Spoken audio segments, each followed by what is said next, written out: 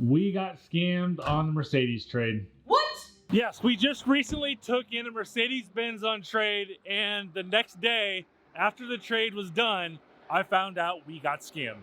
I've been in the car business since the year 2000, and one thing that I'm very proud of saying that I've never been scammed by a customer. Now, there's been a lot of opportunities over 23 years, but I've always done my due diligence, and I caught them before they could steal from us. You can't say that anymore, can you?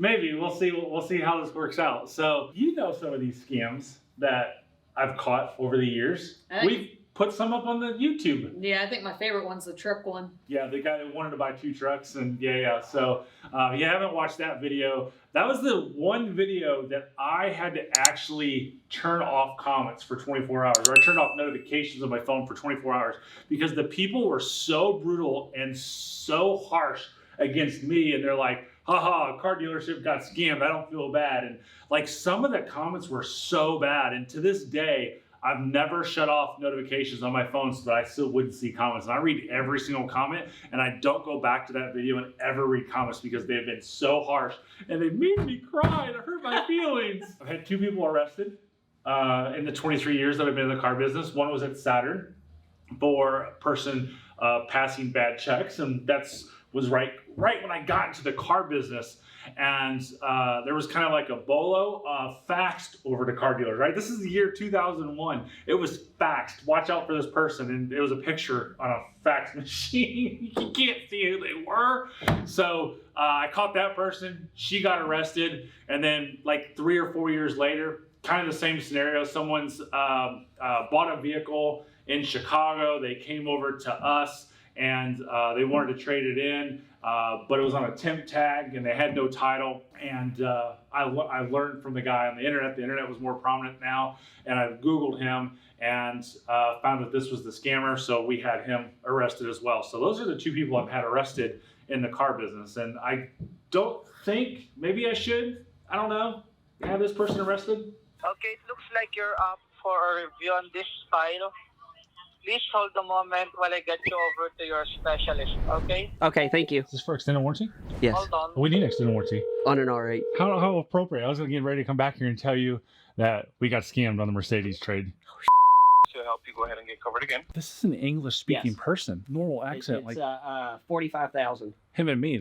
Has anybody ever gotten this far on an extended warranty call? No. I guarantee you've never gotten this far on an extended warranty call. Spam. That's crazy. So what's the #1 thing you need when you buy a car to show ownership? It's not going to be your driver's license or license plate, but it's going to be your title. And look who just happens to walk in with food. He's trying to hide. He is trying to hide. He's like, I'm not getting in this because I know what he's talking about. We're talking about the scam Mercedes that you took in on trade. So we're trying to figure out, later in the video, we're going to figure out if you're to blame or I'm to blame. Mm-hmm. Have you decided who's to blame? Yeah, it was my deal. It was my fault. Mrs. Chevy, dude, will you take notes of how to accept blame, okay? Oh, maybe you need to take that note. Because nothing's ever your fault. No, so it's not his fault. Get out of here. All right, Go eat. see ya. So my name's on the building. I sign the front of the checks. It's got to be my fault. So in the state of Kentucky, you pay personal property tax on the vehicle that you own January 1. So let's use the year 2022. So 2022, January 1st comes. I'm going to get a property tax bill that's due on my birthday of whatever it costs on a Mercedes. You know, it's probably going to be a lot of money.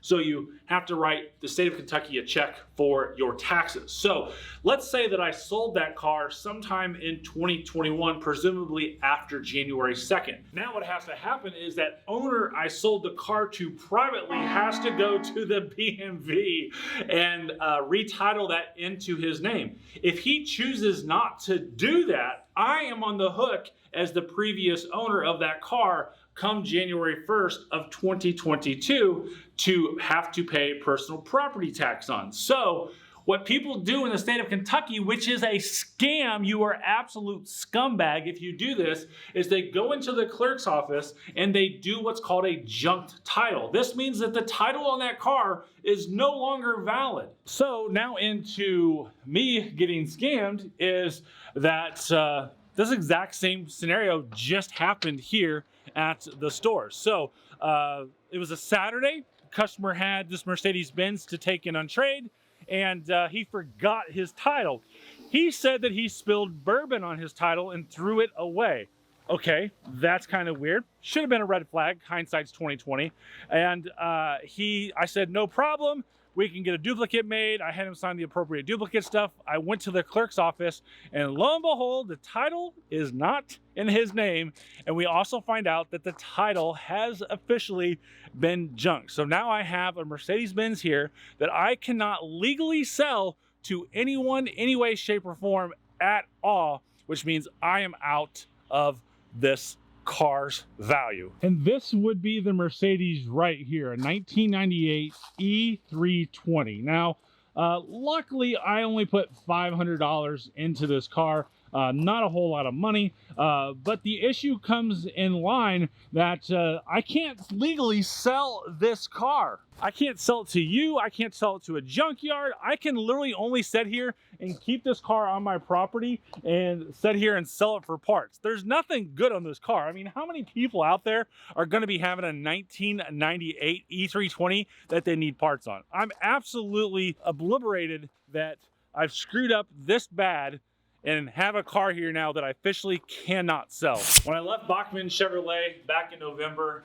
Mr. Bachman gave me 2 words of wisdom. One of them being, you're gonna make mistakes, learn from them, and never do them again. He's that cut and dry, which I absolutely love Mr. Bachman for that. So this goes to be actually a very lucky thing that we made a mistake on a $500 car. That's it. I'm only out $500, but I want to ask you guys, how can I get rid of this car? I can't give you a title. You can't plate it. I can't sell it to a junkyard because in the state of Indiana, I have to have a title to go to a junkyard. So what do I do with this car?